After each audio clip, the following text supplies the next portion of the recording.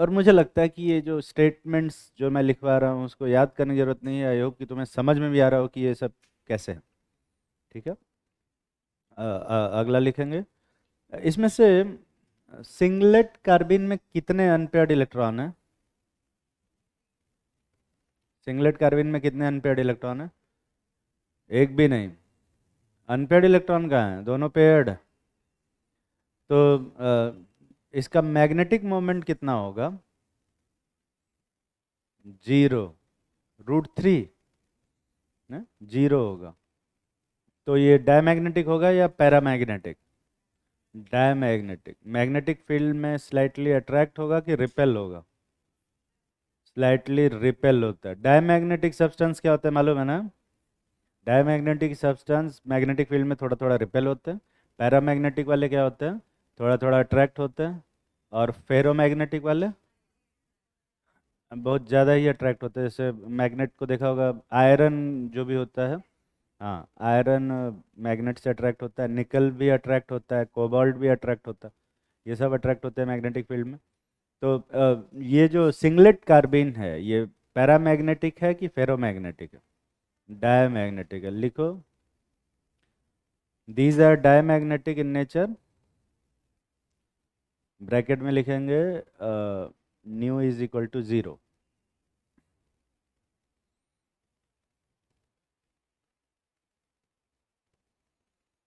तो क्या अपने मन से ट्रिपलेट कार्बिन का लिख सकते हो? कितने अनपेयर्ड इलेक्ट्रॉन हैं? 2, है ना? तो उसमें क्या लिखोगे?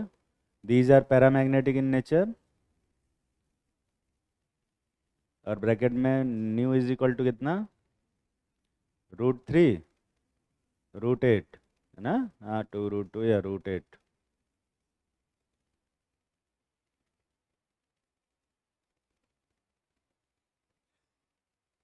लिख लिया?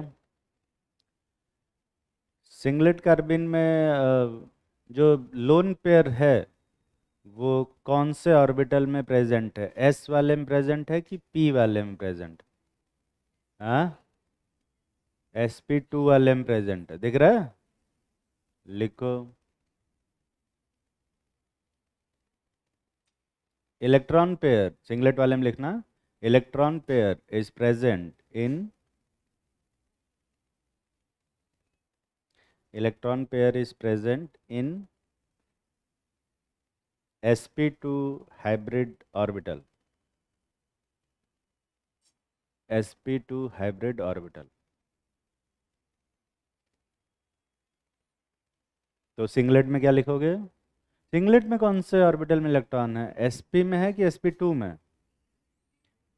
ट्रिपलेट वाले में किस में है? sp में है या sp2 में है? हाँ, वो खाली p में है। वो जो दोनों इलेक्ट्रॉन है वो sp में नहीं है, p ऑर्बिटल में है, अनहाइब्रिडाइज्ड p ऑर्बिटल में। लिखो, both electrons are present in different unhybridized p orbital. तुम लोग ऑर्बिटल बोलते हो कि ऑर्बिटल बोलते हो?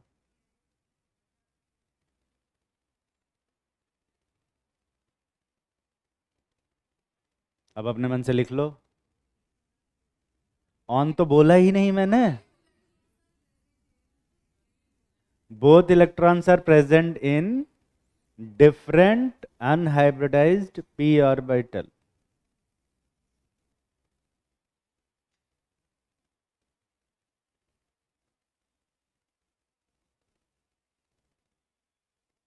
लिख लिया? सिंगलेट कार्बन में लिखो।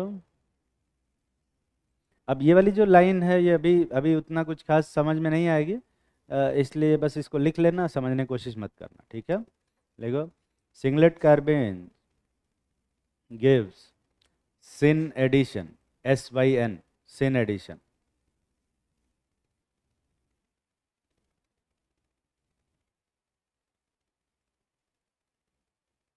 और ट्रिपलेट में लिखो, triplet carbon gives anti addition. अब क्योंकि जो सिंगलेट कार्बन है उसमें दोनों इलेक्ट्रॉन एक ही ऑर्बिटल में है, तो जब वो जुड़ते हैं तो एक ही साइड से जुड़ते हैं, और इसीलिए यहाँ पे सेन एडिशन होता है। लेकिन जब ट्रिपलेट कार्बन होता है वो अलग अलग ऑर्बिटल में है, तो जुड़ते हैं तो अपोजिट साइड से जुड़ते हैं, इसलिए इसको हम लोग कौन सा बोलते हैं एडिशन, एंटी एडिशन। अब सिन एडिशन क्या होता है, एंटी एडिशन क्या होता है, ये बहुत बाद में पढ़ाएंगे, है ना, अभी चिंता करने की जरूरत नहीं। ठीक है, लिख लेना। सिंगलेट कार्बाइन में टोटल कितने इलेक्ट्रॉन है भैया?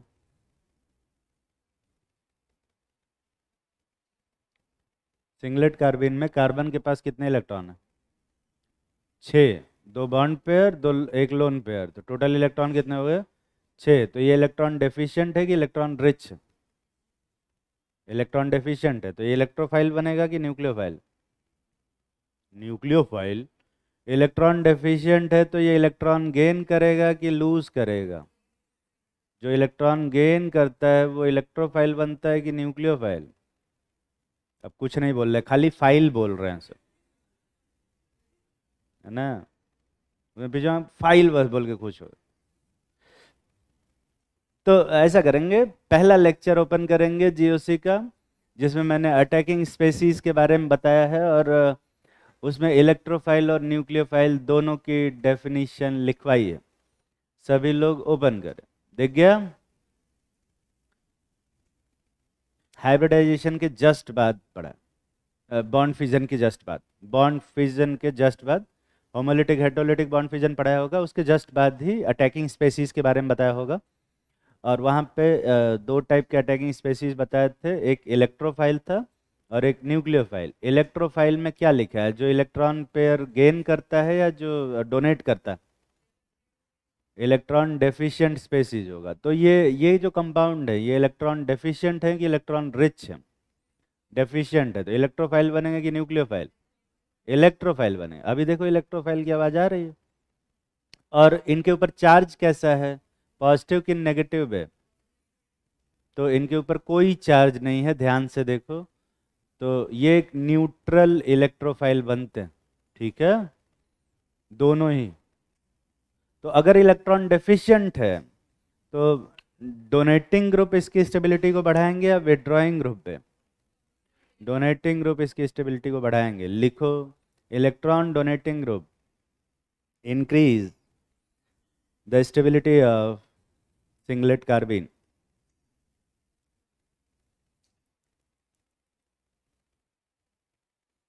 तो ट्रिपलेट कार्बाइन में क्या लिखोगे? ट्रिपलेट कार्बाइन की स्टेबिलिटी कौन बढ़ाएगा, इलेक्ट्रॉन डोनेटिंग ग्रुप या विड्रॉइंग ग्रुप? Donating group. तो ये सिमिलैरिटी है, डिफरेंस नहीं है। लिखो, electron donating group also increase the stability of triplet carbene.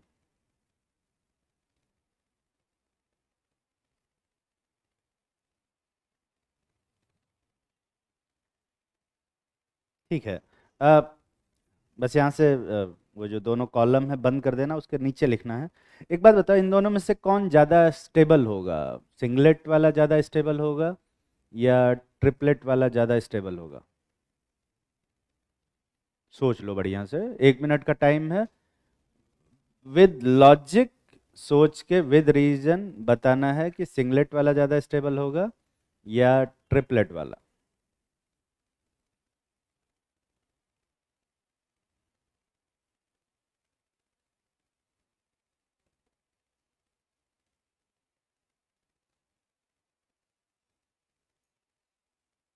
अरे तुझसे बोलो, अरे उसके डायगनली जो आगे बैठी है वो खड़ी है। हाँ हाँ, तो अब तक तो सोच लिया होगा तूने, कौन ज़्यादा स्टेबल है। क्या? ट्रिपलेट ज़्यादा स्टेबल है? क्यों?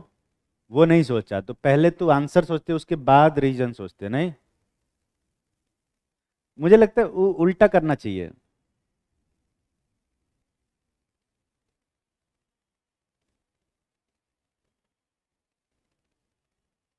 हाँ हाँ, तो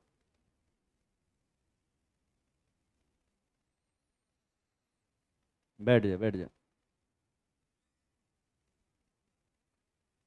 तो समय समाप्त हो गया। 1 मिनट का। कितने लोगों को लगता है कि सिंगलेट कार्बाइन ज़्यादा स्टेबल होगा, मोर स्टेबल होगा? हाथ उठाओ। और कितने लोगों को लगता है ट्रिपलेट कार्बाइन ज़्यादा स्टेबल होगा? और कितने लोगों को लगता है कि दोनों इक्वली स्टेबल होंगे? और ऊंचा हाथ उठाओ। इक्वली स्टेबल पे उठा रही है। और कितने लोगों को लगता है कुछ क्या कुछ कह नहीं सकते हैं, मतलब डिपेंडिंग ऑन द सिचुएशन कभी सिंगलेट वाला स्टेबल हो जाता है, कभी ट्रिपलेट वाला स्टेबल हो जाता है? हाथ उठाओ बे। किसी में हाथ नहीं उठा रहे। तुझे क्या लगता है? हाँ, हाथ क्यों नहीं उठाया सिंगलेट पे? तूने भी सिंगलेट पे हाथ उठाया। कहाँ है सिंगलेट ज़्यादा स्टेबल है? वही तुम्हारी समझ से ही बताओ।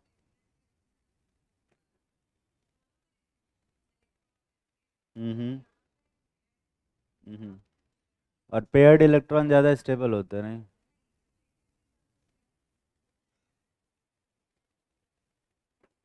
हम्म, ठीक है। तू खराब है। तू तो ट्रिपलेट पे हाथ उठाया था।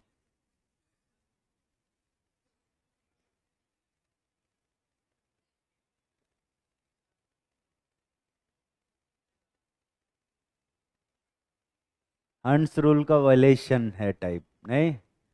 तो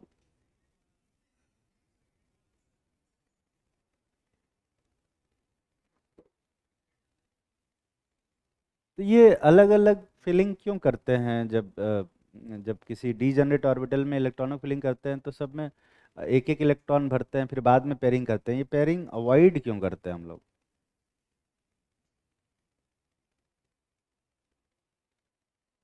रूल वूल क्या होता है? अब इलेक्ट्रॉनों को कौन रूल पढ़ाने गया?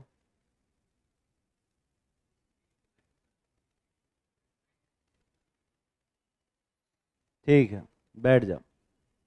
एक ही ऑर्बिटल में अगर इलेक्ट्रॉन रहते हैं तो उनके बीच में ज़्यादा रिपल्शन होगा, कि अलग अलग ऑर्बिटल में रहेंगे तब उनके बीच में ज़्यादा रिपल्शन होगा? एक में रहेंगे तो ज़्यादा रिपल्शन होगा। और रिपल्शन की वजह से स्टेबिलिटी बढ़ती है कि घटती है? घटती है। तो अगर एक ही ऑर्बिटल में इलेक्ट्रॉन है तो उसकी स्टेबिलिटी ज़्यादा होगी, कि अलग अलग रहेंगे तब स्टेबिलिटी ज़्यादा होगी? अलग अलग रहेंगे तब स्टेबिलिटी ज़्यादा होगी। तो इन दोनों में से कौन ज़्यादा स्टेबल होगा? ट्रिपलेट वाला ज़्यादा स्टेबल होगा। और उसका रीज़न क्या है? ये इलेक्ट्रॉनों के बीच का रिपल्शन उसमें कम होता है। नीचे लिखो उसके। Triplet carbenes are more stable. Triplet carbenes are more stable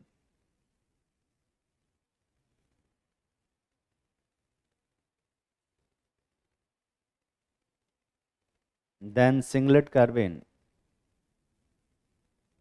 Than singlet carbene due to less intra-electronic repulsion.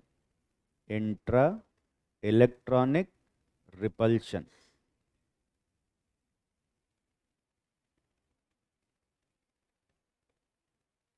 देखो, तो यहाँ तक तो रिएक्शन जो इंटरमीडिएट था उसके बारे में बताए हैं।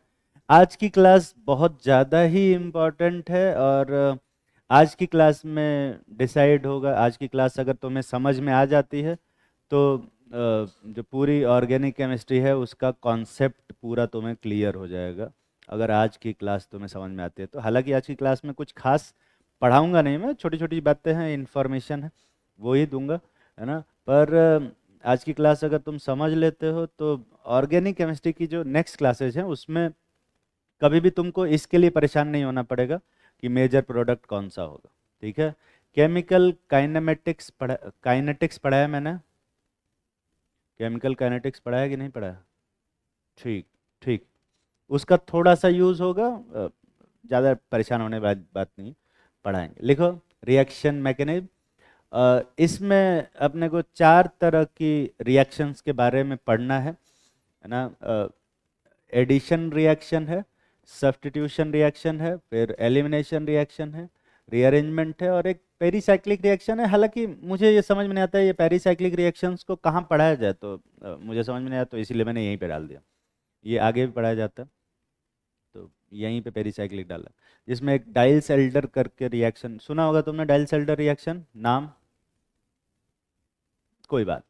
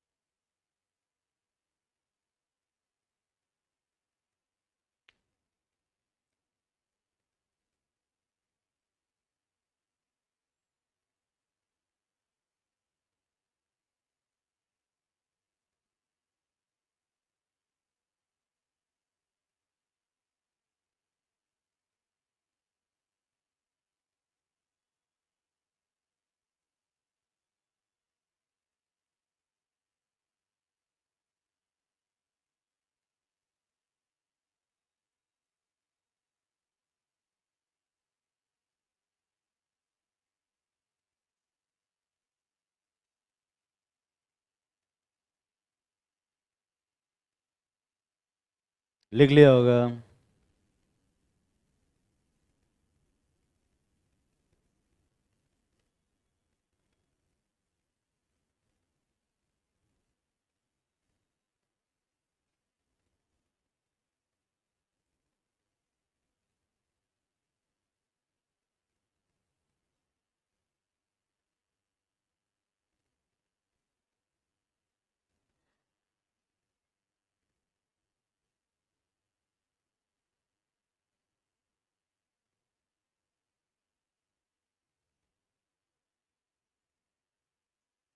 तो अगर तुमने क्लास में ध्यान दे के लिखा होगा, है ना, तो मैंने ऊपर लिखवाया है कि 4 ही रिएक्शन होती है, और नीचे मैंने 5 तरह की रिएक्शन लिख रखी है।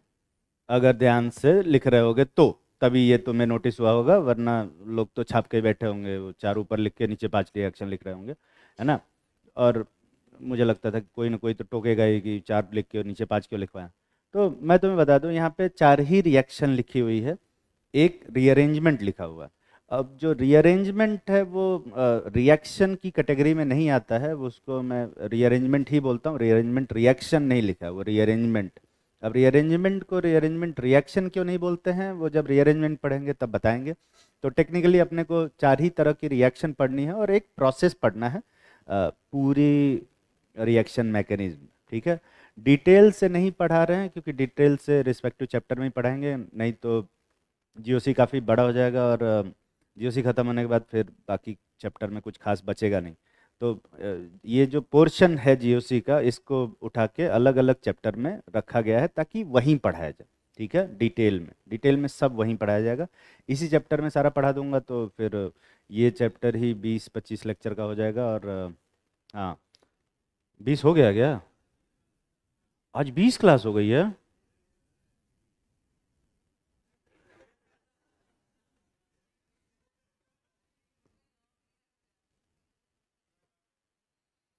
थोड़ा थोड़ा स्पीड बढ़ानी पड़ेगी तुम लोगों को, है ना, क्योंकि सिलेबस मेरे हाथ में नहीं, पता नहीं कैसे ऐसे 20 कैसे हो सकता है यार। ठीक है।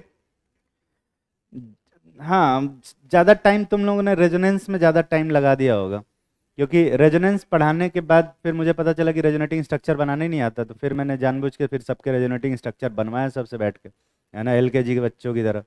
3 क्लास में तो रेजोनेटिंग स्ट्रक्चर बनाना सिखाएं, फिर रेजोनेंस के इफेक्ट पढ़ाएं, फिर रेजोनेटिंग इफेक्ट पढ़ाएं, फिर इफेक्ट ऑफ रेजोनेटिंग इफेक्ट पढ़ाएं। तो रेजोनेंस में मुझे लगता है कि ज़्यादा टाइम लगा है, क्योंकि उसमें प्रैक्टिस की ज़रूरत थी, और आई होप कि वो जो टाइम इन्वेस्ट किया मैंने वो वेस्ट ना हुआ, आई होप। ठीक है। तो ठीक है, अब लगा है तो जो लगा है तो लगा, क्या कर सकते हैं। अगले वीक में एक्स्ट्रा क्लास बुला लेंगे, है ना।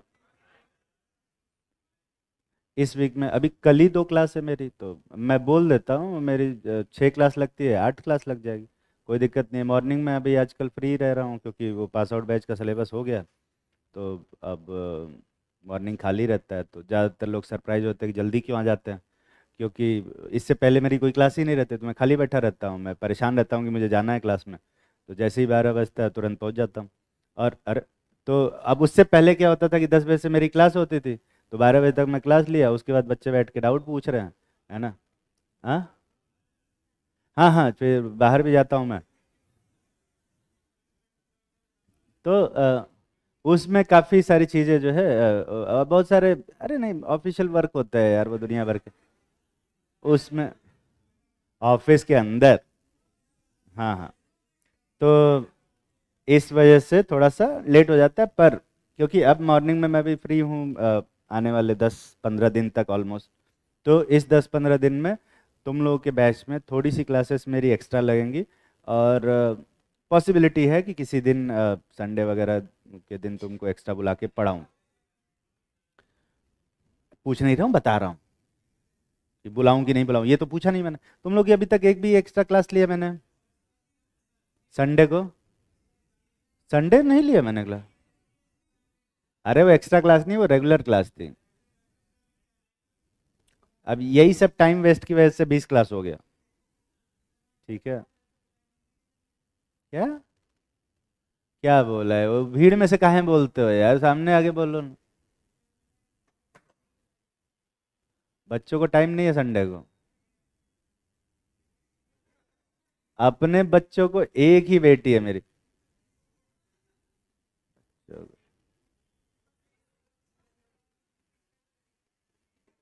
तुमसे पूछ के फैमिली प्लानिंग करे नहीं।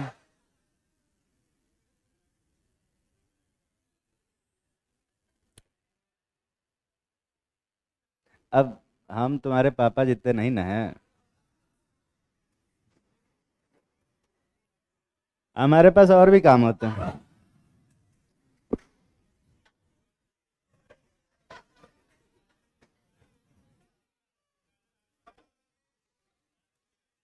खैर, तो सबसे पहले बात करते हैं हम लोग एडिशन रिएक्शन। ठीक है। एडिशन रिएक्शन में क्या होता है, देखो,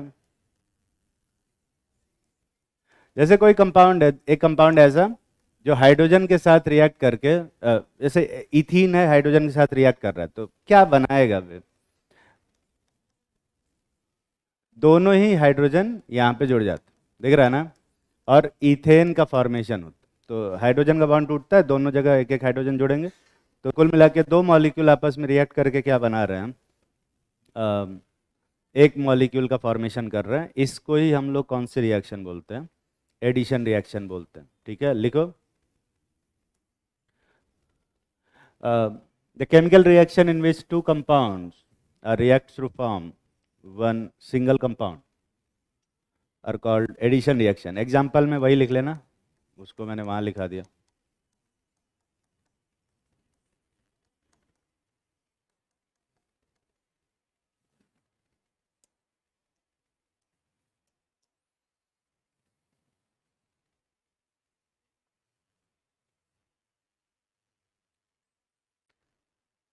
वो अभी तक हंस रहा है, पता नहीं।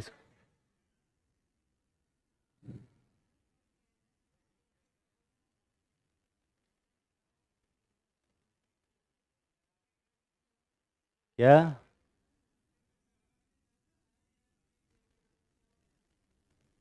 दो बच्चे और?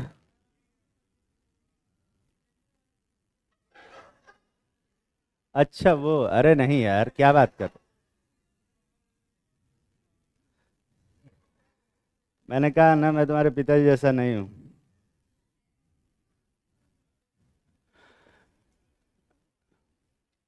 तो एडिशन रिएक्शन तीन टाइप के होते हैं। एक होता है इलेक्ट्रोफिलिक एडिशन रिएक्शन, जिसको हम EAR बोलते हैं इन शॉर्ट।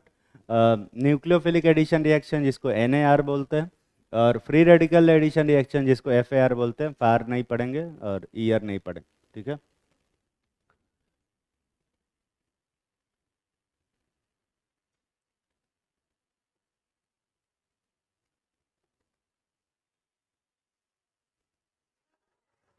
अरे क्या हो गया, तुझे अब समझ में आया क्या?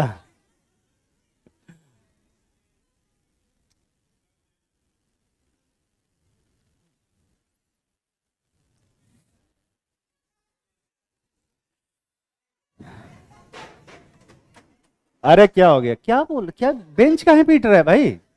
करो करो करो करो करो। अरे तुझसे करो, करो करो। हाँ हाँ। अरे नहीं, ये बीच तेरे आगे जो बेटा, हाँ। क्या कह रहा है? नहीं, कुछ बोल के बेंच पीटना शुरू किया। क्या?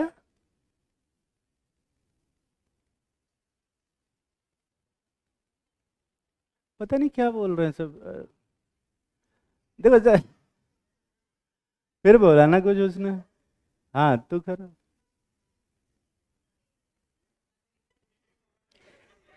करो करो।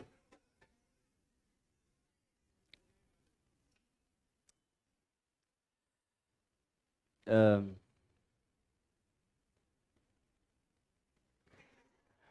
क्या बोले समझ में नहीं आता। नहीं नहीं, दिक्कत ये नहीं है, मैं ऐसा बोल सकता, बहुत सारी बातें बिना फिल्टर के बोल सकता हूँ। ठीक है। प्रॉब्लम क्या है, बोलूंगा तो तुम्हारे पापा अब चला जाएगा, अब वो मैं चाहता नहीं। ठीक है, तो खैर, बैठ ही जाओ।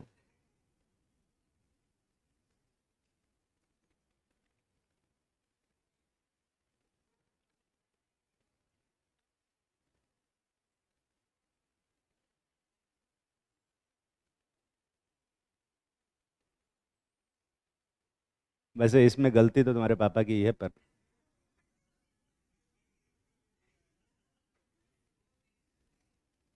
अरे कि पीटे नहीं उसको यार, तुम कौन सी गलती समझ।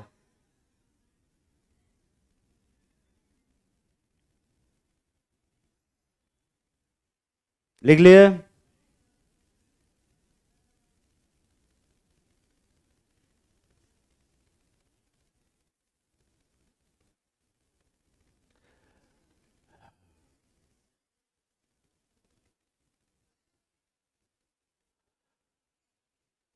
इलेक्ट्रोफिलिक ये लिखा कि नहीं लिखा हुआ है? अब देखो लिखो इलेक्ट्रोफिलिक एडिशन। जैसे मान ले कि यहाँ पर ना कोई कंपाउंड है और इसके ऊपर इलेक्ट्रोफाइल अटैक कर रहा है, इलेक्ट्रोफाइल अटैक कर रहा है, कहीं भी ऐसे अटैक करा देता है। तो ये जो पाई बॉन्ड है वो किसकी तरफ शिफ्ट होगा, टुवर्ड्स इलेक्ट्रोफाइल या टुवर्ड्स न्यूक्लियोफाइल? टुवर्ड्स इलेक्ट्रोफाइल, क्योंकि ये जो पाई बॉन्ड है ये इसका इलेक्ट्रोफाइल्स के साथ अट्रैक्शन होगा, तो इस कार्बन पे कैसा चार्ज आएगा, पॉजिटिव चार्ज। और इस वाले कार्बन पे कैसा चार्ज आएगा, कोई चार्ज नहीं, क्योंकि ये तो इलेक्ट्रोफाइल अटैक कर रहा है। ठीक है। अब इसके बाद फिर इसके ऊपर न्यूक्लियोफाइल अटैक करता है। न्यूक्लियोफाइल क्योंकि नेगेटिवली चार्ज है, यहाँ अटैक करेगा, तो यहाँ पर एक जगह पे इलेक्ट्रोफाइल और एक जगह पे न्यूक्लियोफाइल जुड़ जाता है। ठीक है। इस तरह के रिएक्शन को हम लोग एडिशन रिएक्शन बोलते हैं। तो यहाँ पे कौन अटैक कर रहा है, इलेक्ट्रोफाइल की न्यूक्लियोफाइल?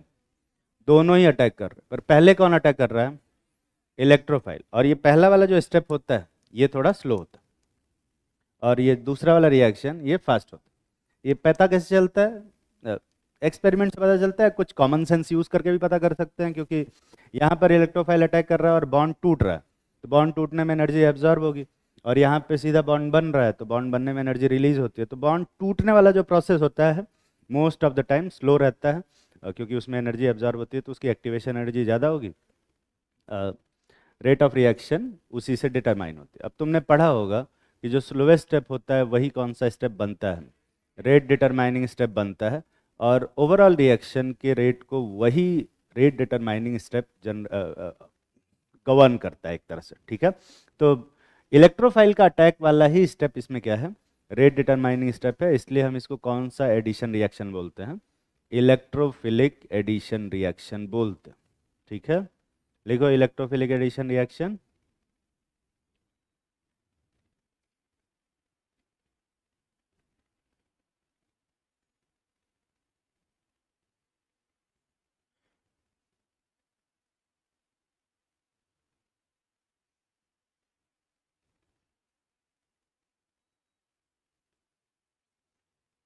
जैसे मान लो कि यहाँ पे जो इंटरमीडिएट बन रहा है, ध्यान से देखिए, ये इंटरमीडिएट कैसा है, फ्री रेडिकल है कि कार्बन आयन, कार्बोकैटायन, दिख रहा है ना।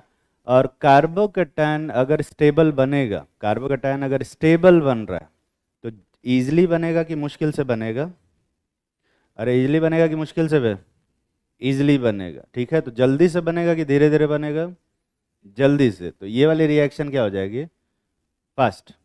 समझ में आ रही है बात?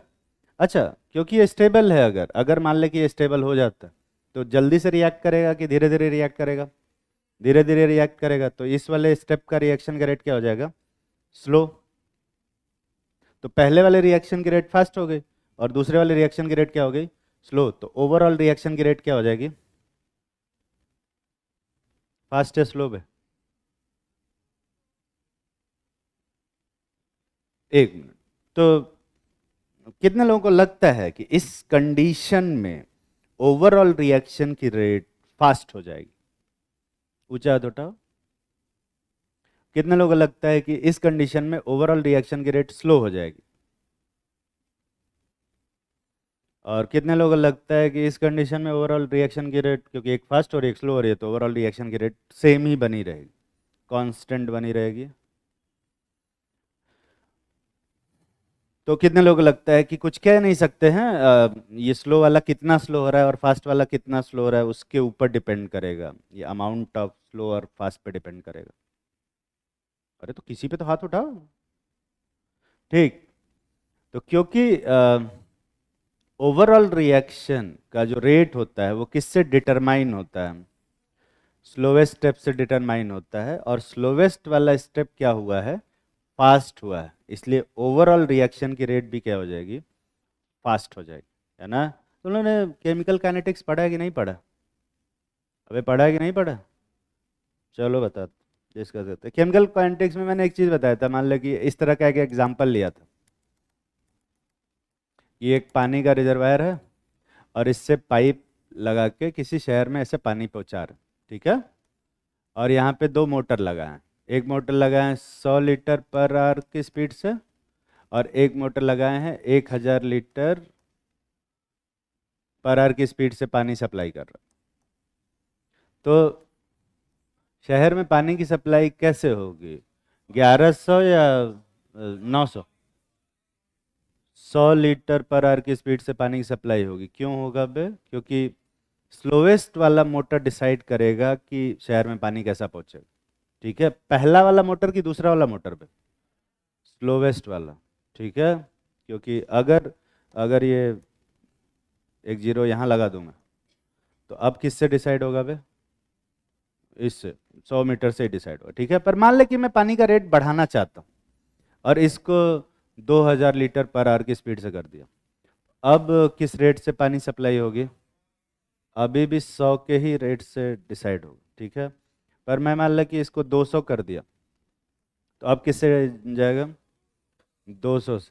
स्लोवेस्ट वाले का रेट बढ़ाएंगे तो ओवरऑल रिएक्शन का रेट क्या होगा? बढ़ेगा। तो मान ले कि इसको 200 को बढ़ा के मैंने 250 कर दिया और इस 2000 को घटा के मैंने 1500 कर दिया। तो स्लो वाले के रेट को फास्ट किया मैंने, फास्ट वाले के रेट को क्या किया? स्लो किया। तो ओवरऑल सप्लाई की रेट क्या हो गई? हाँ, फास्ट हुई। क्यों फास्ट हुई बे? क्योंकि स्लोवेस्ट वाला डिसाइड करेगा कि कौन ओवरऑल रिएक्शन फास्ट होगी या स्लो होगी, ठीक है। यहां पर भी क्या कर रहा था मैं? यहां पर पहला वाला स्टेप स्लो था, उसको मैंने फास्ट कर दिया। दूसरा वाला स्टेप फास्ट था, उसको क्या कर दिया? स्लो। तो ओवरऑल रिएक्शन की रेट क्या हो जाएगी?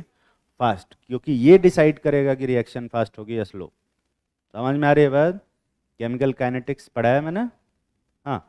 और इसी के बेसिस पे डिसाइड होता है। जैसे मान ले कि दो रिएक्शन है, मान ले कोई कंपाउंड है इस टाइप का, ध्यान से सुनना। जैसे ये रहता,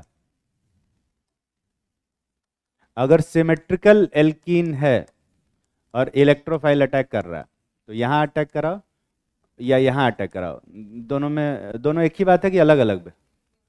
तो अगर इलेक्ट्रोफाइल का अटैक मैं इधर कराता हूँ तो ये वाला कार्बोकैटायन बनेगा, देखो। और अगर मैं यहाँ अटैक कराता हूँ तो ये वाला कार्बोकैटायन बनेगा। ये दोनों एक ही हैं कि अलग अलग? एक ही है ना? समझ में आ रहा है ना भैया? हाँ, मिरर इमेज नहीं है। और न्यूक्लियोफाइल जब इसके ऊपर अटैक करेगा, दोनों पर ही, इन दोनों ही सिचुएशन में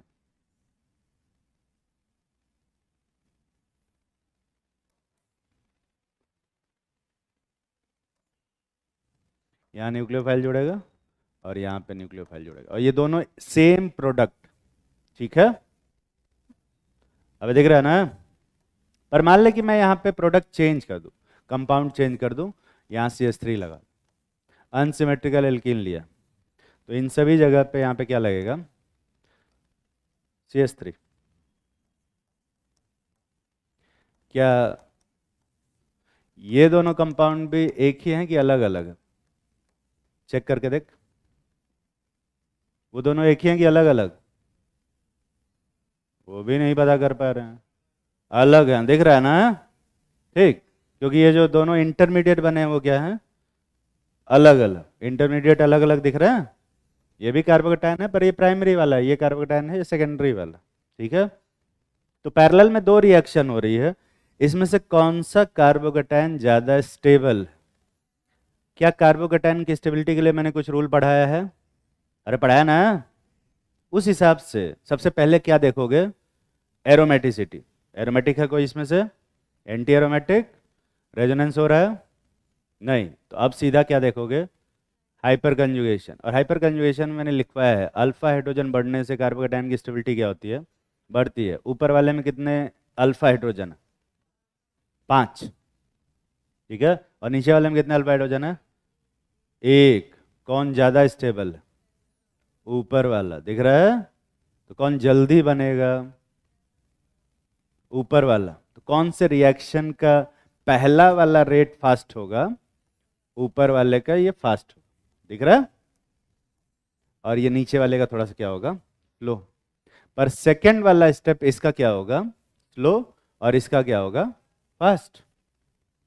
तो ओवरऑल रिएक्शन की रेट किस केस में फास्ट होगी, ऊपर वाले केस में या नीचे वाले केस में? ऊपर वाले केस में ओवरऑल वाला फास्ट होगा, फास्टर होगा, और ये स्लोअर। समझ में आ रहा है? तो अगर ऊपर वाली रिएक्शन ओवरऑल फास्ट है, फास्टर है, तो कौन सा प्रोडक्ट ज्यादा अमाउंट में बनेगा? ऊपर वाला। और जो ज्यादा अमाउंट में बनता है उसको क्या बोलते हैं? मेजर। और नीचे वाले को क्या बोलोगे? माइनर। और पूरे ऑर्गेनिक केमिस्ट्री में सिर्फ एक टाइप का क्वेश्चन पूछता है, write the major product in following reaction. और मेजर प्रोडक्ट बताने के लिए तुम्हें ये जानना बहुत जरूरी होगा कि कौन सा प्रोडक्ट ज़्यादा बन रहा, और ज़्यादा बनने के लिए तुम्हें ये जानना जरूरी होगा कि कौन सी रिएक्शन फास्ट हो रही, और फास्ट कौन सी रिएक्शन है वो जानने के लिए तुम्हें ये जानना जरूरी होगा कि किसका इंटरमीडिएट ज़्यादा स्टेबल। और इंटरमीडिएट ज़्यादा स्टेबल है वो जानने के लिए मैंने कुछ रूल लिखवाया, उसी के लिए पूरा जीओसी पढ़ाया जाता है। ये जो 6 इफेक्ट्स हैं, 5 इफेक्ट टेक्निकली, उन्हीं पांचों इफेक्ट को यूज करके तुम्हें बताना है कि कौन सा इंटरमीडिएट ज़्यादा स्टेबल है और किससे बनने वाला प्रोडक्ट ज़्यादा स्टेबल होगा। हाँ। हाँ, जब बता रहा था तो सुना नहीं तूने।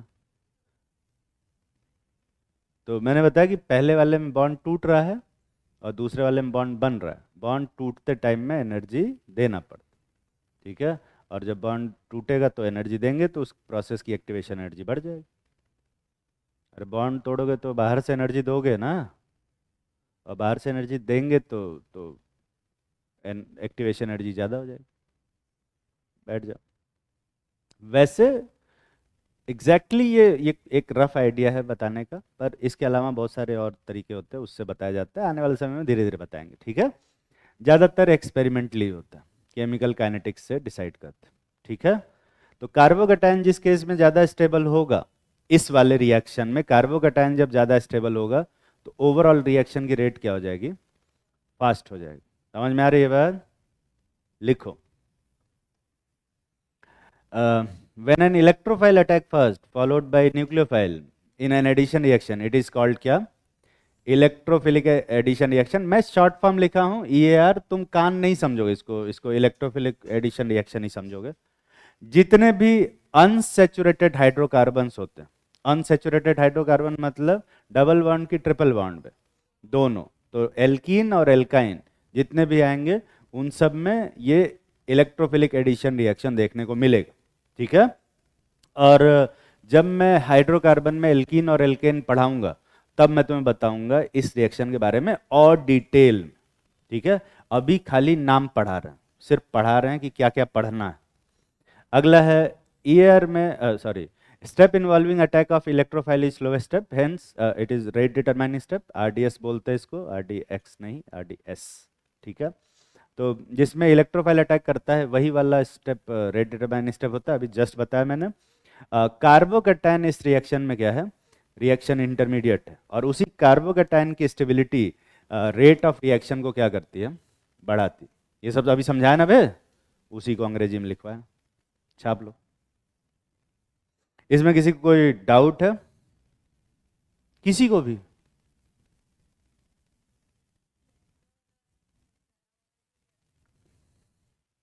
हम्म। हाँ हाँ, वो इलेक्ट्रोफाइल न्यूक्लियोफाइल नहीं, तो एडिशन रिएक्शन तो है ही। वो कैटलिस्ट एडिशन है, नहीं है वो, किसी कैटेगरी में नहीं है, वो पढ़ना ही नहीं है।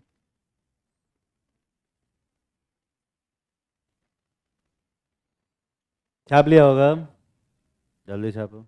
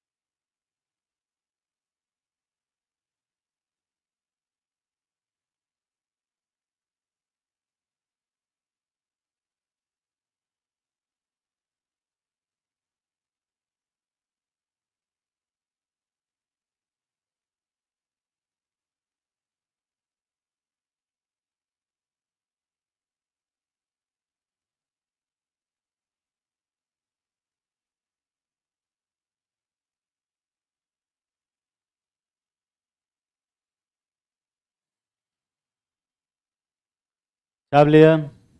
अगला रिएक्शन है न्यूक्लियोफिलिक एडिशन रिएक्शन। जैसे मान ले कोई रिएक्शन हो रहा है, कोई इस टाइप का कंपाउंड है और यहाँ पर न्यूक्लियोफाइल अटैक कर। यहाँ ध्यान से देख, न्यूक्लियोफाइल पे कैसा चार्ज होता है? मोरलेस नेगेटिव चार्ज। और यहाँ पर देख, ऑक्सीजन पे थोड़ा सा कैसा चार्ज है? Partial negative. और कार्बन पे थोड़ा सा क्या है? Partial positive. तो ये न्यूक्लियोफाइल कहाँ अटैक करेगा? ऑक्सीजन पे या कार्बन पे? कार्बन पे अटैक करेगा यहाँ। तो ये जो पाई बॉन्ड है वो किधर शिफ्ट होगा?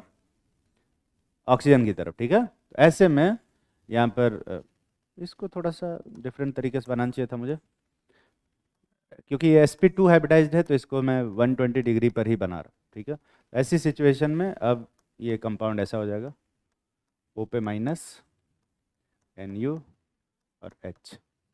ये वाला जो स्टेप होता है, यही वाला स्टेप क्या होता है? स्लो। और इसके बाद फिर इलेक्ट्रोफाइल अटैक करता है। कहाँ अटैक करेगा? ऊपर।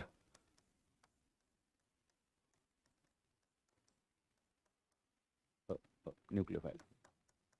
इस रिएक्शन में कौन अटैक कर रहा है? इलेक्ट्रोफाइल की न्यूक्लियोफाइल?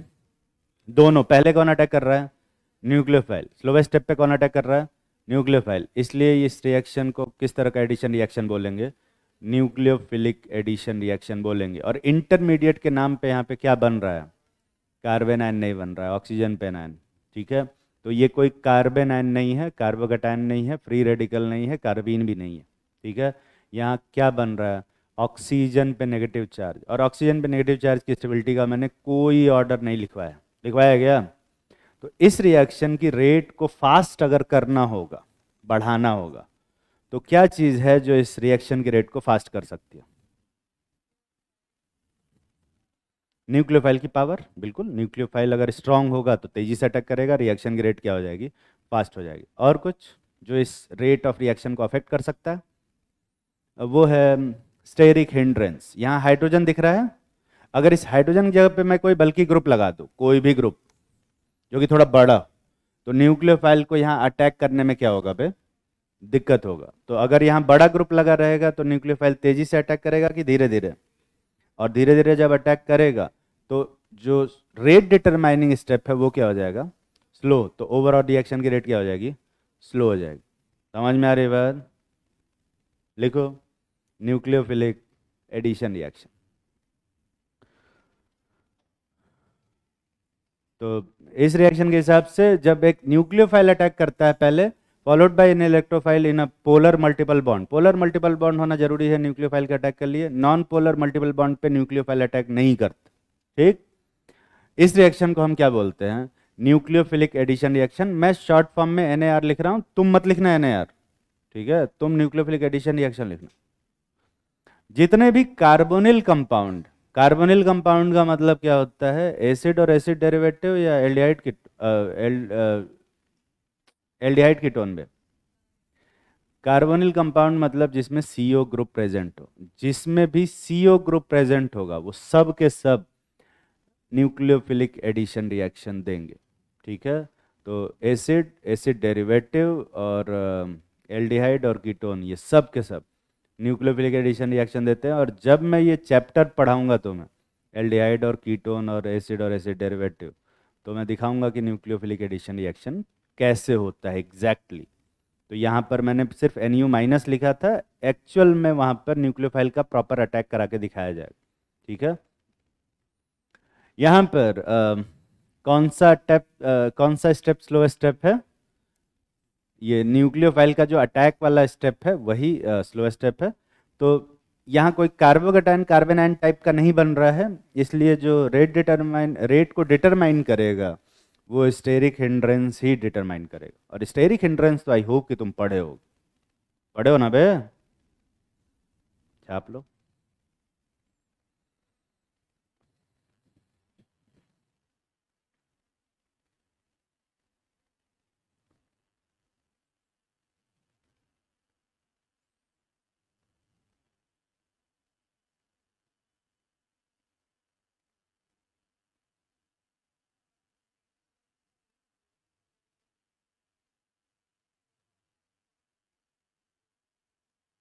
बिल्कुल होगा। बिल्कुल होगा। अगर OH अटैक कर रहा है और यहाँ NO2 लगा हुआ है तो फिर तेजी से अटैक होगा। और वो सभी पढ़ाएंगे सब, अब डिटेल में तो आगे पढ़ाएंगे, अभी तो सिर्फ नाम लिखवा रहे हैं। कल तो उनमें 2 क्लास है, ठीक है, दूसरी और तीसरी।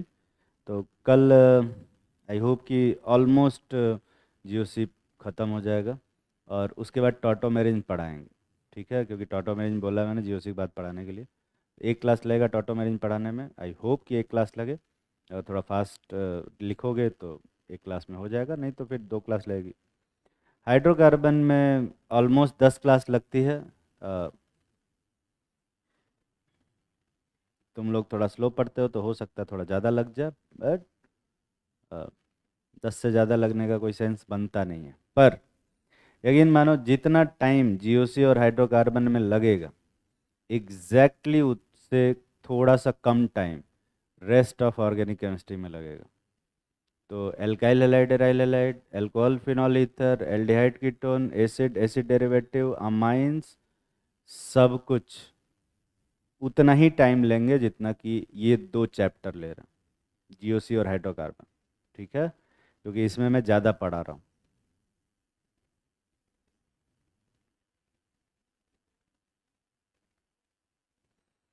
और अब हो सकता है कि तुम्हारे बैच में लेक्चर डिले दिखेगा मुझे, बट कोई फ़र्क नहीं पड़ता,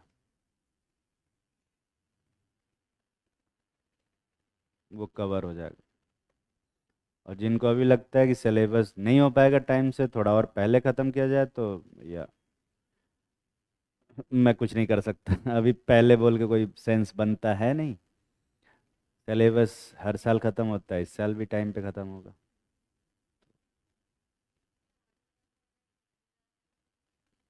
उसके लिए मैं तो याद करूँगा नहीं उनके बदले।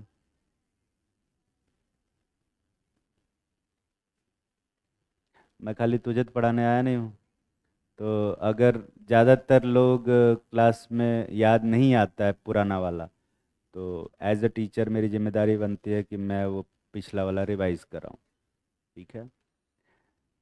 एज अ PW एम्प्लॉय मेरी ये जिम्मेदारी नहीं बनती है कि मैं वो पुराना वाला पढ़ाऊँ, पर एज अ टीचर मेरी जिम्मेदारी बनती।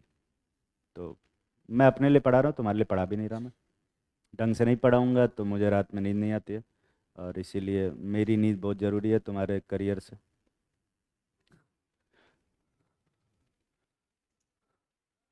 हाँ, इतना सच नहीं बोलना था क्या? क्या? तुम्हारे लिए नहीं, मैं अपने लिए, अपने सेल्फिश हूँ, हाँ बोल। क्या? साफ साफ बोल, मुंह से गुटका निकाल के बोल भाई, क्या बोल रहा है? इलेक्ट्रोफिलिक एडिशन रिएक्शन में स्टेरिक हिंड्रेंस होगा कि नहीं? नहीं, वहाँ थोड़ा बहुत होगा, पर क्योंकि यहाँ पर इंटरमीडिएट कार्बोकैटायन बन रहा है, तो कार्बोकैटायन ही मेन डोमिनेटिंग फैक्टर बन जाता है फॉर स्लो स्टेप के लिए, ठीक है। यहाँ पर इस वाले में इलेक्ट्रोफाइल के अटैक की बात कर रहा, इस वाले में तो नहीं ना, क्योंकि इस वाले में सब टेट्राहेड्रल हैं, ये वहाँ पे पहुँचेगा ही नहीं, टेट्राहेड्रल में ऐसे रहता है ना, ठीक है। तो वहाँ पे यहाँ इलेक्ट्रोफाइल के अटैक पे कोई स्टेरिक हिंड्रेंस नहीं लगेगा, खाली न्यूक्लियोफाइल पे अटैक पे लगेगा, ठीक है। अगला है फ्री रेडिकल एडिशन रिएक्शन। अब एक ऐसी रिएक्शन जिसमें कि सिर्फ फ्री रेडिकल ही ऐड होते हैं, जैसे कोई रिएक्शन है ऐसा, और इसके ऊपर कोई फ्री रेडिकल अटैक करता है कहीं भी, तो बॉन्ड ऐसा होमोलिटिकली टूट जाएगा और ये फ्री रेडिकल बनेगा। और इस फ्री रेडिकल के ऊपर वापस से कोई फ्री रेडिकल अगर अटैक कर दे, वाई फ्री रेडिकल, तो ये बनेगा। तो इस रिएक्शन में क्योंकि सिर्फ फ्री रेडिकल अटैक कर रहे हैं, फ्री रेडिकल ही बन रहा है, इसलिए इस रिएक्शन को हम कौन सा रिएक्शन बोलते हैं? फ्री रेडिकल एडिशन रिएक्शन बोलते हैं। और जैसा कि तुम्हें पता है कि मैंने बताया हुआ है, फ्री रेडिकल सिर्फ तभी बनेंगे जब होमोलिटिक बॉन्ड फिजन होगा, और होमोलिटिक बॉन्ड फिजन सिर्फ तभी होता है जब कोई फ्री रेडिकल इनिशिएटर प्रेजेंट हो। फ्री रेडिकल इनिशिएटर जानते हो ना? तो जब मैं बॉन्ड फिजन पढ़ा रहा था, होमोलिटिक बॉन्ड फिजन, वो ओपन करो सभी लोग। तो वहाँ पे मैंने पहला हेट्रोलिटिक बॉन्ड फिजन पढ़ाया था और दूसरा होमोलिटिक बॉन्ड फिजन पढ़ाया था, ठीक है। और वहाँ लिखवाया था कि जो ये होमोलिटिक बॉन्ड फिजन है, ये एक रेयर केस इवेंट है और ये सिर्फ तभी होता है जब कोई फ्री रेडिकल इनिशिएटर प्रेजेंट हो, जैसे कि सनलाइट प्रेजेंट हो, ऑर्गेनिक पेरोक्साइड प्रेजेंट हो, या फिर एनबीएस प्रेजेंट हो, सोडियम अल्कली मेटल हो, जिंक हो, ये सब प्रेजेंट होगा तभी ये फ्री रेडिकल रिएक्शन होगी, ठीक है। फ्री रेडिकल के साथ बहुत सिंपल सा कॉन्सेप्ट है। फ्री रेडिकल रिएक्शन, कोई भी फ्री रेडिकल रिएक्शन सिर्फ तभी हो पाएगी जब उनमें से कुछ प्रेजेंट हो, नहीं तो नहीं हो, ठीक है। तो क्योंकि एक फ्री रेडिकल एडिशन रिएक्शन है, इसके लिए भी अपने को वो सारे जो फ्री रेडिकल इनिशिएटर हैं वो चाहिए होंगे, ठीक है। लिख लो जल्दी से।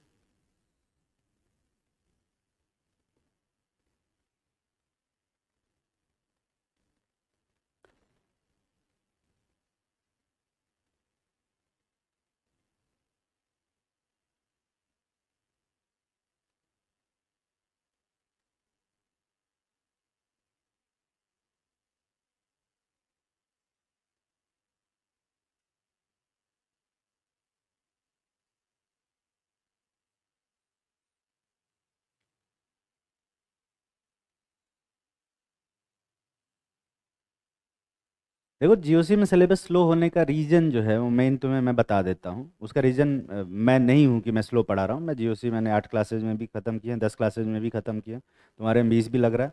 उसका रीज़न है कि तुमने पहले से जीओसी ढंग से नहीं पढ़ा था, या पढ़ा ही नहीं होगा, या जीओसी का कोई आइडिया भी नहीं होगा। बहुत सारे लोगों को रेजोनेटिंग स्ट्रक्चर बनाने नहीं आता। तो जब तक उन सबको रेजोनेटिंग स्ट्रक्चर बनाना नहीं सिखा देता, तब तक मैं आगे नहीं बढ़ सकता था। फिर उनको आगे कुछ समझ में नहीं आता, तो वहाँ रुक के मुझे पढ़ाना ही था, मैं कुछ नहीं कर सकता था। और सिलेबस ख़त्म करना अगर है तो सिलेबस तो 1 महीने में भी मैं ख़त्म कर सकता हूँ। सवाल ये नहीं है कि मैं सिलेबस ख़त्म कर सकता हूँ कि नहीं, सवाल ये है कि तुम सिलेबस ख़त्म कर सकते हो कि नहीं, है ना। क्योंकि मुझे एग्ज़ाम देने नहीं आता। मैं तो एक दिन बैठूंगा, ऐसे एक वन शॉट पढ़ूंगा, 12 घंटे में पूरा ऑर्गेनिक ख़त्म कर सकता हूँ, 12 घंटे। पर कोई फ़ायदा है उससे? उससे तुम्हें कोई फ़ायदा नहीं मिलेगा ना। तो स्लो पढ़ा रहे हैं इसलिए ताकि तुम सीख पाओ। और ठीक है, जो पहले से पढ़े हुए हैं उनको थोड़ा बोरियत लग सकता है कि नहीं भैया, हम हमारा सिलेबस जल्दी से हो जाए ताकि हमारा रिवीजन हो जाए, पर मेरे लिए तो सब बराबर है ना। सबको सिखाना मेरा काम है, वो करके जाएंगे। अब हो सकता है कि उस चक्कर में थोड़ा सा कभी कभी मैं इमोशनल हो जाता हूँ, पीट देता हूँ किसी को, या गाली देता हूँ, या गुस्सा हो जाता हूँ, उससे कुछ खास फर्क नहीं पड़ता, ठीक है। ओवरऑल हम दोनों का मोटिव एक ही है, तुम्हारा सिलेक्शन। और उसमें तुम्हारा अप्रोच सिलेक्शन का डिफरेंट हो सकता है और मेरा अप्रोच डिफरेंट हो सकता है, वहाँ डिफरेंसेस है। पर चाहते तो हम दोनों एक ही चीज़ है, तुम्हारा सिलेक्शन। और तुम्हारे सिलेक्शन से मेरा क्या फ़ायदा होगा? तुम्हारा सिलेक्शन होगा, तुम्हारी फ़ोटो छापेंगे, है ना, पीडब्ल्यू के पोस्टर पे, और जगह जगह बंटवाएंगे, लोग बोलेंगे हमारे यहाँ से लोग सेलेक्ट हुए, हमारे पढ़ाने सेलेक्ट हुए, है ना। और अगले साल और लोग आएंगे, पैसा ही पैसा होगा, है ना। तो ओवरऑल हमारा प्रॉफिट तो है ही, हमारा वही मोटिव, ठीक है। हाँ हाँ, और क्या, तुम्हें लगा तुम्हारे करियर की बहुत चिंता है? और बहुत सारे डॉक्टर हैं जो, मतलब बहुत सारे स्टूडेंट हैं जो डॉक्टर बने, अभी मेरा कोई फ़ायदा नहीं कर रहा है। मैं अभी एक था केजीएमसी में गया था, ऐसे ही थोड़ा सा ट्रीटमेंट कराने, उसने कोई हेल्प ही नहीं करी मेरी। मैं कहा कि यहाँ पे थोड़ा एक्सरे वक्सरे करवा दो, तो वो करवाए नहीं यार। पैसा तो मैं दे ही दिया था, मैं ऐसे ही बोला था कि थोड़ा सरकारी में थोड़ा जल्दी काम हो जाता है ना, अगर कोई जान पहचान। तो अभी वो उस लेवल तक पहुंचा नहीं है, अभी तो वहाँ पे डॉक्टर ही है वो, नॉर्मल पीजी वाला। क्या? हाँ, हो सकता, पॉसिबल है। अगली रिएक्शन देखते हैं।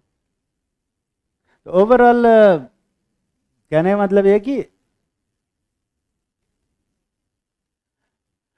सब्स्टिट्यूशन रिएक्शन में अगर कोई कंपाउंड, जैसे मान ले कि ये RX है और इसका रिएक्शन OH माइनस से करा रहे हैं और ROH बन रहा है और X माइनस निकल रहा है, तो टेक्निकली ये वाली जो रिएक्शन है इसमें एक ग्रुप ऑफ एटम दूसरे ग्रुप ऑफ एटम को रिप्लेस कर रहा है। इस तरह की रिएक्शन को हम लोग सब्स्टिट्यूशन रिएक्शन बोलते हैं। इनऑर्गेनिक में इसी टाइप की रिएक्शन को डिस्प्लेसमेंट रिएक्शन बोलते हैं। डिस्प्लेसमेंट से और सब्स्टिट्यूशन से कंफ्यूज नहीं होना। इनऑर्गेनिक में इस तरह की रिएक्शन को हम लोग डिस्प्लेसमेंट बोलते हैं और यहाँ पे हम इसे क्या बोलते हैं, सब्स्टिट्यूशन। जल्दी से छाप लो। 3 तरह की सब्स्टिट्यूशन रिएक्शन होती है। इलेक्ट्रोफिलिक सब्स्टिट्यूशन रिएक्शन जिसको हम ESR बोलते हैं, न्यूक्लियोफिलिक सब्स्टिट्यूशन रिएक्शन जिसको हम NSR नहीं बोलते हैं, SNR बोलते हैं, SN रिएक्शन बोलते हैं, और फ्री रेडिकल सब्स्टिट्यूशन रिएक्शन जिसको हम FSR बोलते हैं। ठीक है, अब ये न्यूक्लियोफिलिक सब्स्टिट्यूशन रिएक्शन को SNR न बोल के NSR क्यों बोलते हैं, ये क्वेश्चन हमसे मत पूछना, क्योंकि हाँ SNR बोलते हैं, SN रिएक्शन बोलते हैं, न कि NS रिएक्शन बोलते हैं। ठीक है, हाँ ये जो लिखा हुआ है वही बोलते हैं। ठीक है, ये हमको नहीं पता क्यों ऐसा करते हैं, पर अब ऐसे ही है। जैसे MBBS का फुल फॉर्म जो है उसका शॉर्ट फॉर्म MBBS नहीं है, बस वही। क्या बोल रहा है अब, ये क्या बोला इसने, आउट ऑफ कॉन्टेक्स्ट।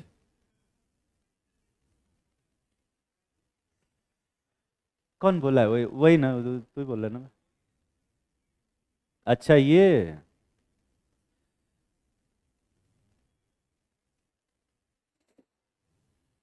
इसके पापा को भी 5 रुपये एक्स्ट्रा खर्चा करना चाहिए था।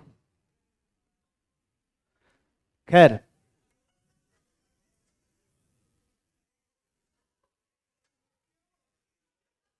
क्या इनको सेम टू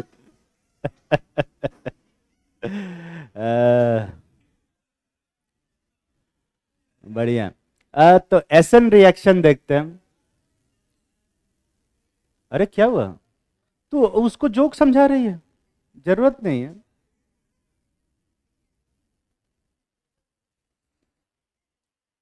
लिखो इलेक्ट्रोफिलिक सब्स्टिट्यूशन रिएक्शन, ये छाप लिया ना बे, जल्दी छाप जल्दी छाप। आप पहले हंस ले तू, वो कर ले, ये जरूरी है ज्यादा।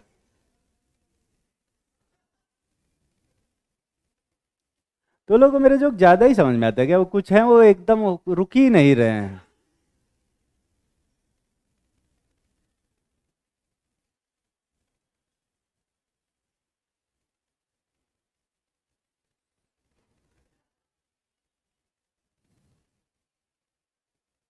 क्लास 15 मिनट एक्सटेंडेड है। हाँ, तो 1:30 बजे को ये नहीं बोला कि टाइम हो गया, जब तक ये वाली स्लाइड पूरा ख़त्म नहीं कर लेंगे, जितना भी आए हैं सोच के पढ़ा करने, तो वो पूरा ख़त्म कर देंगे तब फिर छोड़ देंगे। ठीक है,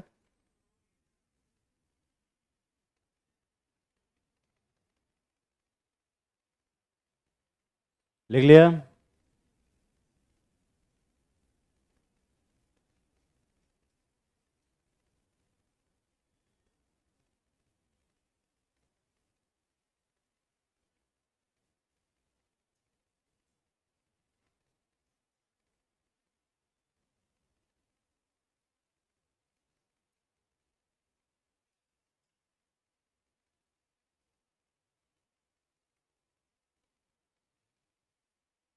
ठीक, अ, जैसे एक रिएक्शन है ना, अरे ये लिख तो लोगे, टाइप्स ऑफ सब्स्टिट्यूशन रिएक्शन, मतलब इलेक्ट्रोफिलिक सब्स्टिट्यूशन, न्यूक्लियोफिलिक सब्स्टिट्यूशन और फ्री रेडिकल सब्स्टिट्यूशन। जैसे ये रिएक्शन है, जैसे मान ले कि एक कोई ना बेंजीन रिंग, अभी लिखना नहीं, पहले समझ लेना, और इसके ऊपर इलेक्ट्रोफाइल अटैक कर रहा है ऐसा। ये जो पाई बॉन्ड है ये टुवर्ड्स इलेक्ट्रोफाइल शिफ्ट होता है, और ये नीचे वाले कार्बन पे इधर वाले पॉजिटिव चार्ज आता है। सही से अगर बनाओगे है ना, छापोगे नहीं तो फिर समझ में आएगा कि यहाँ पे पॉजिटिव चार्ज आता है, यहाँ पर इलेक्ट्रोफाइल जुड़ा रहता है, और यहाँ एक हाइड्रोजन जुड़ा। ये हाइड्रोजन कहाँ से आया एक्स्ट्रा, हाइड्रोजन तो पहले से ही था। तो ये वाला जो स्टेप होता है ये स्लो होता है, क्योंकि अभी यहाँ पर ध्यान से देखोगे तो ये एक एरोमेटिक कंपाउंड है, और यहाँ पर ये रेजोनेंस कर रहा है, तो सिर्फ 4 ही इलेक्ट्रॉन घूम रहे हैं, वो भी ढंग से पूरा नहीं घूम रहा है। तो ये एक नॉन एरोमेटिक कंपाउंड है, तो एरोमेटिक से नॉन एरोमेटिक बना है, तो स्टेबिलिटी काइंड ऑफ घट गई है। ये क्या करता है ये, और इसीलिए ये रिएक्शन का रेट क्या हो जाता है, स्लो हो जाता है। ठीक है, अब ये अपने रिएक्शन के रेट को वापस से एरोमेटिसिटी गेन करने के लिए ये हाइड्रोजन वाला बॉन्ड तोड़ता है और H प्लस के फॉर्म में निकल जाता है, और E यहीं जुड़ा रहता है। ठीक है, अब H प्लस क्या है, इलेक्ट्रोफाइल है कि न्यूक्लियोफाइल पे, इलेक्ट्रोफाइल, और E प्लस क्या है, वो भी इलेक्ट्रोफाइल। तो यहाँ टेक्निकली क्या हो रहा है, एक इलेक्ट्रोफाइल ने किसको रिप्लेस किया है, एक इलेक्ट्रोफाइल को रिप्लेस किया है। इस तरह की सब्स्टिट्यूशन रिएक्शन को हम कौन सा सब्स्टिट्यूशन रिएक्शन बोलते हैं, इलेक्ट्रोफिलिक सब्स्टिट्यूशन रिएक्शन बोलते हैं। तो जब भी एक इलेक्ट्रोफाइल एक इलेक्ट्रोफाइल को रिप्लेस करता है, इसको हम इलेक्ट्रोफिलिक सब्स्टिट्यूशन रिएक्शन बोलते हैं। पर अगर वो electrophilic substitution reaction reaction reaction अगर एरोमेटिक रिंग पे हो रही है, ठीक है, अगर ये इलेक्ट्रोफिलिक सब्स्टिट्यूशन रिएक्शन अगर किसी एरोमेटिक रिंग पे हो रही है, उस रिएक्शन को हम लोग इलेक्ट्रोफिलिक एरोमेटिक सब्स्टिट्यूशन रिएक्शन बोलते हैं, और इन शॉर्ट उसको क्या बोलते हैं, ईएएस रिएक्शन बोलते हैं। और ईएएस रिएक्शन पूरा एक चैप्टर ही है, जो कि मैं तुम्हें पढ़ाऊंगा हाइड्रोकार्बन में। काफ़ी इंपॉर्टेंट चैप्टर है, इससे भी क्वेश्चन आते हैं। जितने भी बेंजीन और उसके डेरिवेटिव्स हैं, सब के सब ईएस रिएक्शन देते हैं। तो ये ईएस रिएक्शन मैं तुम्हें पढ़ाऊंगा पूरी ऑर्गेनिक केमिस्ट्री में, हर चैप्टर में पढ़ाऊंगा। ठीक है, जिसमें भी ऑर्गेनिक आएगा, जिसमें भी एरोमेटिक कंपाउंड आएगा। ठीक है, छापो। अब क्योंकि यहाँ जो इंटरमीडिएट है वो एक कार्बोकैटायन है, इस कार्बोकैटायन की स्टेबिलिटी बढ़ेगी तो ओवरऑल रिएक्शन की रेट क्या होगी, बढ़ेगी। यहाँ इंटरमीडिएट कार्बोकैटायन, जल्दी से छाप लेंगे।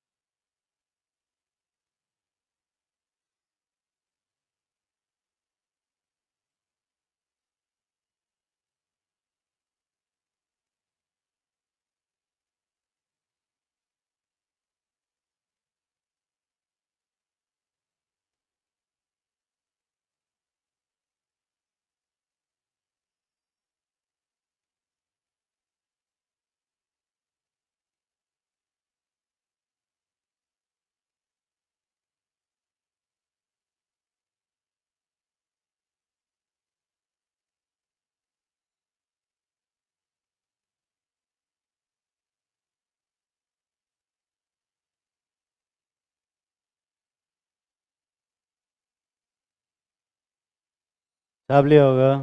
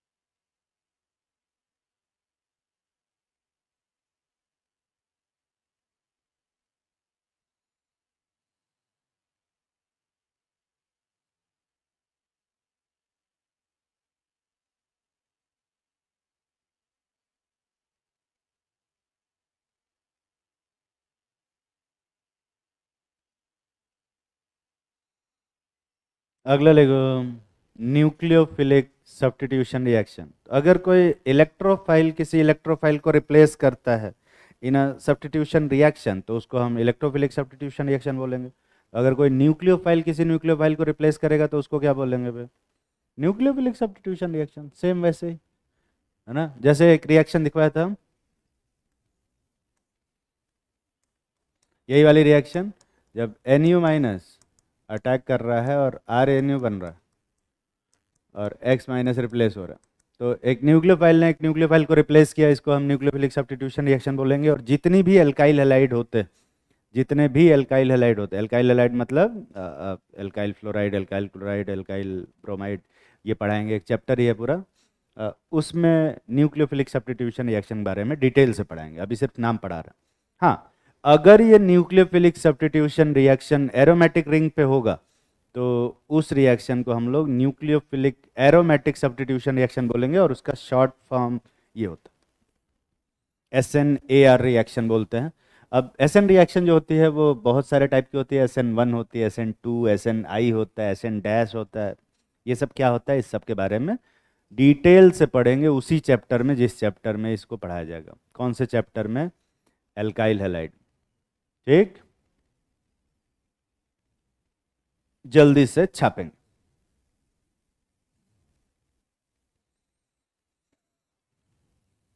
तो अगला रिएक्शन क्या होगा? Free radical substitution reaction. Automatically समझ में आना चाहिए तुम्हें कि अगर एक फ्री रेडिकल एक दूसरे फ्री रेडिकल को रिप्लेस करता है तो इसको हम क्या बोलेंगे? फ्री रेडिकल सब्स्टिट्यूशन रिएक्शन बोलेंगे। ठीक है।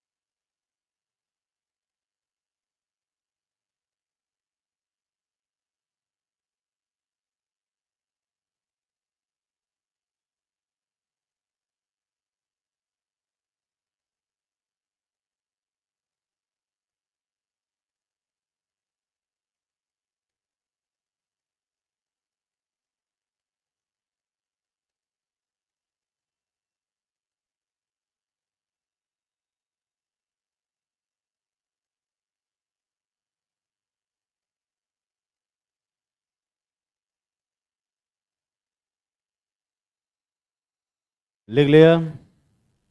लिखो फ्री रेडिकल सब्स्टिट्यूशन रिएक्शन। बगल वाले छापो, बगल वाला बदलो।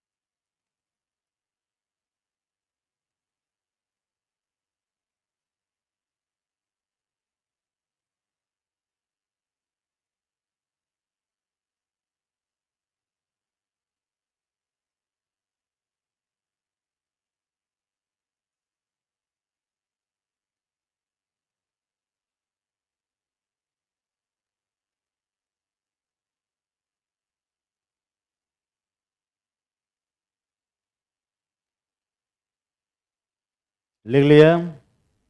लिखो फ्री रेडिकल सब्स्टिट्यूशन रिएक्शन, अपने मन से लिखो फ्री रेडिकल सब्स्टिट्यूशन रिएक्शन की डेफिनेशन। पता नहीं लिख पाएंगे नहीं। अगर कहीं पे कोई फ्री रेडिकल किसी दूसरे फ्री रेडिकल को रिप्लेस करता है तो इसको हम लोग क्या बोलते हैं? Free radical substitution reaction. जितने भी सैचुरेटेड हाइड्रोकार्बन्स हैं, सैचुरेटेड हाइड्रोकार्बन से क्या मतलब है? एल्केन, जो जिसमें डबल बॉन्ड होगा कि ट्रिपल बॉन्ड पे, जितने भी सिंगल बॉन्ड वाले हाइड्रोकार्बन होंगे वो सब के सब फ्री रेडिकल सब्स्टिट्यूशन रिएक्शन देते हैं। और फ्री रेडिकल सब्स्टिट्यूशन रिएक्शन के लिए obviously free radical initiator present होना चाहिए, कोई भी सनलाइट वगैरह चलेगा। तो एल्केन जब पढ़ाऊंगा तो मैं फ्री रेडिकल रिएक्शन के बारे में बताऊं।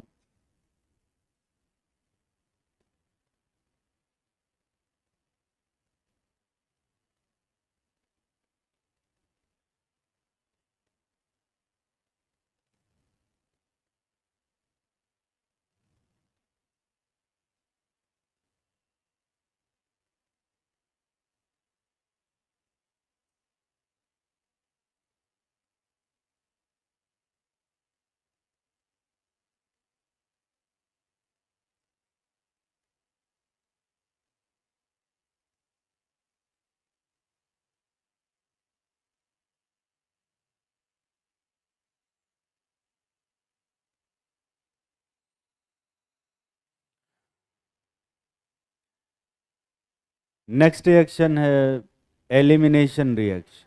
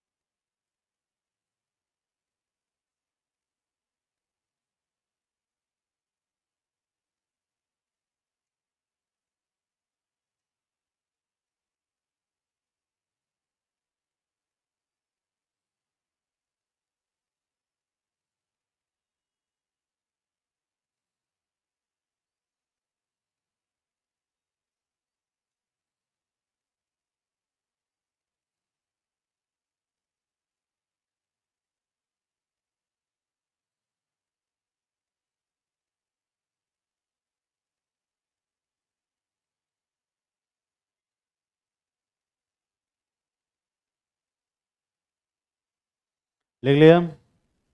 लिखो एलिमिनेशन रिएक्शन। अब एलिमिनेशन रिएक्शन क्या होता है? अगर कोई रिएक्शन ऐसे हो रही है जिसमें कि कोई ग्रुप ऑफ एटम छोड़ के भाग जा रहा है। जैसे यहाँ पे H है और यहाँ OH है, ये दोनों को निकाल के पानी बना दे। तो इधर क्या बनेगा, ये एल्कीन और वाटर बनेगा। पानी पीने के लिए हम कौन सा रिएजेंट यूज करते हैं यहाँ पे, ड्राइंग एजेंट या डिहाइड्रेटिंग। ड्राइंग एजेंट और डिहाइड्रेटिंग एजेंट में डिफरेंस जानते हो तुम लोग? बताओ बे, यस सर कौन बोला, बताओ बताओ। ड्राइंग एजेंट और डिहाइड्रेटिंग एजेंट क्या होता है? यस सर कौन बोला, तू ही बोला था ना, खरा। अबे खरा तो कोई बात नहीं, तू बता दे। हाँ, यस सर कौन बोला था? कोई भी नहीं बता सकता इस पूरी क्लास में ड्राइंग एजेंट और डिहाइड्रेटिंग एजेंट, ये तो केमिस्ट्री का भी पार्ट नहीं है। ये कुछ आदमी में क्यों, अरे ये केमिस्ट्री का नहीं है तो फिर क्या होता है, मतलब ये तो बेसिक इंग्लिश है।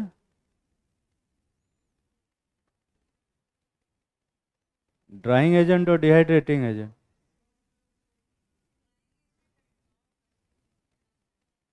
अच्छा, बैठ जा बैठ जा। कैल्शियम क्लोराइड, तुम लोगों ने सिलिका जेल का नाम सुना है? अक्सर जो नए आइटम अपन खरीदते हैं उसके साथ तो छोटे छोटे सिलिका जेल के पैकेट रखते हैं। हाँ, उस पर डू नॉट ईट लिखा भी रहता है, खाना नहीं होता। जो भी बॉटल होती है, जैसे प्लास्टिक की बॉटल ले आओ तो उसके अंदर एक छोटा सा सिलिका जेल रखा रहता है ताकि वो मॉइस्चर को एब्जॉर्ब कर सके। सिलिका जेल भी मॉइस्चर एब्जॉर्ब करता है, कैल्शियम क्लोराइड भी मॉइस्चर एब्जॉर्ब करता है, कंसनट्रेटेड H2SO4 भी मॉइस्चर एब्जॉर्ब करता है, ZnCl2 मॉइस्चर एब्जॉर्ब करता है, LCl3 मॉइस्चर एब्जॉर्ब करता है। बहुत सारे लोग हैं जो मॉइस्चर एब्जॉर्ब करते हैं, पानी को एब्जॉर्ब कर लेते हैं, है ना। पर इन इन सभी में बेसिक डिफरेंस क्या है? एक सिलिका जेल और कंसनट्रेटेड H2SO4 दोनों ही वाटर एब्जॉर्ब करते हैं, पर दोनों में डिफरेंस क्या है फिर? दोनों सेम ही चीज़ तो नहीं है। यहाँ पे कंसनट्रेटेड H2SO4 को हम डिहाइड्रेटिंग एजेंट बोलते हैं और सिलिका जेल को ड्राइंग एजेंट बोलते हैं। तो जब दोनों ही मॉइस्चर एब्जॉर्ब कर रहे हैं तो एक को ड्राइंग एजेंट और एक को डिहाइड्रेटिंग एजेंट क्यों बोल रहे हैं?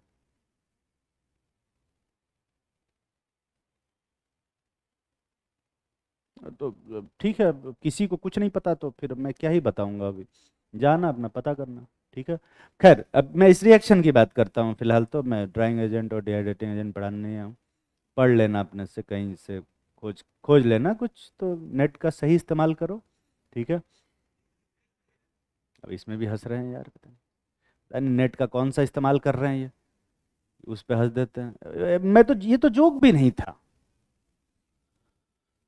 खैर, तो यहाँ पर अपन कंसनट्रेट H2SO4 मिलाते हैं, डिहाइड्रेटिंग एजेंट मिलाते हैं, और ऐसे में यहाँ से OH और H निकल के भाग जाता है। इस रिएक्शन में ना तो कोई सब्सटेंस ऐड हो रहा है और ना ही रिप्लेस हो रहा है, यहाँ पूरा एलिमिनेशन हो रहा है। और इसीलिए इस रिएक्शन को क्या बोलते हैं, एलिमिनेशन रिएक्शन। ठीक है। अब एलिमिनेशन रिएक्शन भी तीन टाइप की होती है, कौन कौन सी? इलेक्ट्रोफिलिक एलिमिनेशन, फिर और फिर ऐसा कुछ नहीं होता। तो जो एलिमिनेशन रिएक्शन है वो उसके टाइप्स होते हैं, लिखो, alpha elimination, beta elimination, gamma elimination, delta elimination और वगैरह वगैरह। एग्जाम्पल में वही लिख लेना ये जो मैं पढ़ा रहा था।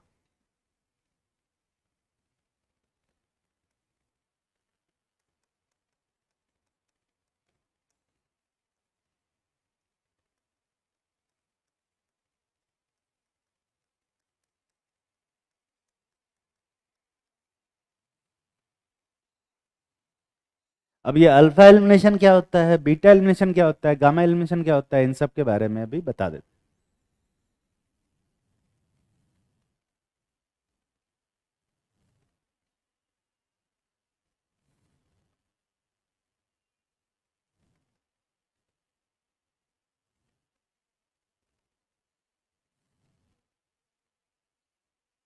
कंसंट्रेटेड।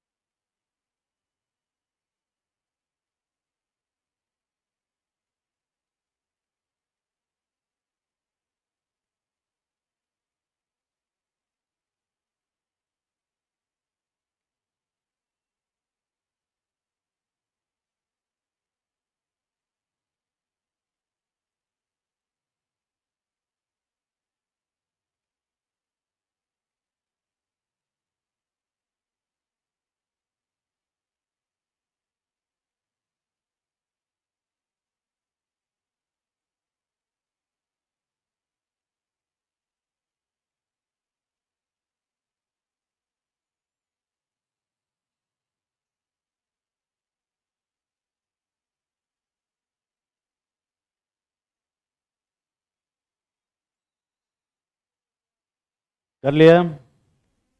लिखो alpha elimination.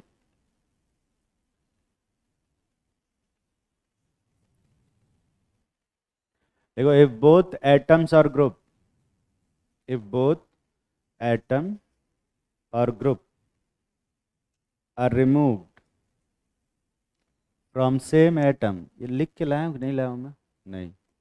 If both atoms और group are removed from same atom, bracket में लिखो alpha atom, it is called alpha elimination. जैसे एक रिएक्शन है, एक ही रिएक्शन है, अपने को पढ़ना।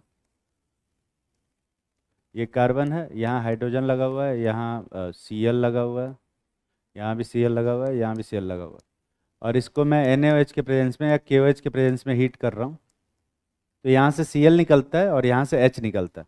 ठीक है, ध्यान से देखेंगे तो Cl अपना इलेक्ट्रॉन लेके भागता है और हाइड्रोजन अपना इलेक्ट्रॉन छोड़ के भागता है। ऐसे में यहाँ पे दो हेट्रोलिटिक बॉन्ड फिजन हुआ है, और दो हेट्रोलिटिक बॉन्ड फिजन जब होता है तो किसका फॉर्मेशन होता है? सिंगलेट कार्बिन का फॉर्मेशन होता है। सिंगलेट कार्बिन का फॉर्मेशन होता है, दिख रहा है ना बे? तो यहाँ पर ये जो कार्बन है, ये जुड़ा हुआ कार्बन, जो फंक्शनल ग्रुप से जुड़े हुए कार्बन को क्या बोलते हैं? Alpha carbon. तो क्लोरीन भी किस कार्बन से निकल रहा है? अल्फा कार्बन से। और हाइड्रोजन भी किस कार्बन से निकल रहा है? अल्फा कार्बन से। इसलिए इसको कौन सा एलिमिनेशन बोलते हैं? अल्फा एलिमिनेशन बोलते हैं। यहाँ देखो, यहाँ पर जो OH जुड़ा है जिस कार्बन से, इसको अपन क्या बोलेंगे? अल्फा। और जो इसके बगल वाला कार्बन है, इसको हम क्या बोलेंगे? Beta carbon. तो यहाँ OH ग्रुप अल्फा से निकल रहा है और H कहाँ से निकल रहा है? बीटा से। तो एक ग्रुप अल्फा से निकल रहा है और दूसरा किससे निकल रहा है? बीटा से। इसको हम किस तरह का एलिमिनेशन बोलेंगे? Beta elimination. और अगर एक ग्रुप अल्फा से निकले और दूसरा ग्रुप गामा से निकले,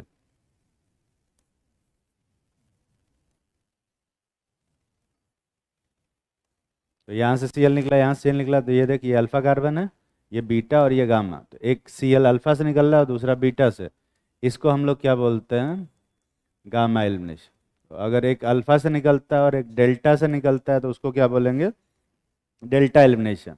अगर एक अल्फा से निकल रहा है और एक सिग्मा से निकल रहा है तो उसको क्या बोलेंगे? Sigma elimination, and so on. ऐसे ही, तो ऐसे कितने टाइप के एलिमिनेशन हो सकते हैं? बहुत सारे, है ना? पर अच्छी बात यह है कि अपने को सिर्फ एक एलिमिनेशन पढ़ना है, बीटा एलिमिनेशन। और अल्फा एलिमिनेशन में सिर्फ ये वाली रिएक्शन, और गामा एलिमिनेशन में सिर्फ ये वाली रिएक्शन के बारे में पढ़ना है, उसके अलावा और कुछ नहीं पढ़ना। ठीक है? पता। संडे को एक्स्ट्रा बुलाएंगे इनको, इस संडे बुला लो। संडे स्पोर्ट्स डे थोड़े है, संडे को ही है, सैटरडे को।